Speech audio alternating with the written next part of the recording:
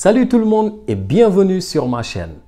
Aujourd'hui, nous allons démarrer une série de mini-vidéos dans lesquelles nous allons voir ensemble des trucs et astuces sur Excel. Alors, je vous laisse avec la première vidéo de cette série, mais avant cela, n'hésitez surtout pas à vous abonner sur ma chaîne et à me laisser un commentaire. À tout de suite. Alors, vous voulez éviter de saisir tout le temps les mêmes données dans Excel ou bien prévenir les fautes de frappe, alors utilisez la liste déroulante sur Excel. C'est quoi une liste déroulante? Elle vous permet en fait de sélectionner un élément dans une liste que vous créez vous-même à partir d'une source. Là, ma source, elle a déjà été créée et j'ai choisi comme source les services où travaillent ces personnes-là, c'est-à-dire comptabilité, qualité et marketing.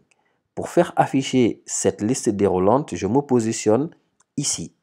Donc, je vais dans l'onglet Données, dans Validation des données. Dans la partie Paramètres, je choisis Autoriser liste.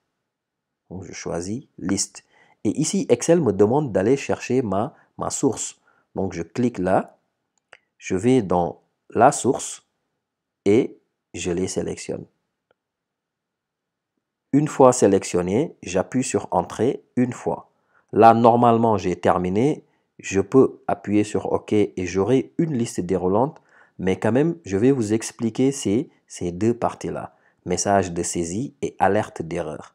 Message de saisie, c'est quoi? Si vous voulez, par exemple, qu'un message s'affiche, lorsque vous cliquez sur la cellule, cochez cette partie-là et ajoutez votre titre, puis votre message. Alerte d'erreur. Si vous souhaitez qu'un message contextuel s'affiche quand vous saisissez un élément qui ne figure pas dans votre liste déroulante, bien sûr, appuyez sur cette partie-là, alerte d'erreur, cochez là cette partie, afficher un message d'erreur, choisissez le style, stop, avertissement, information, mettez le titre et le message.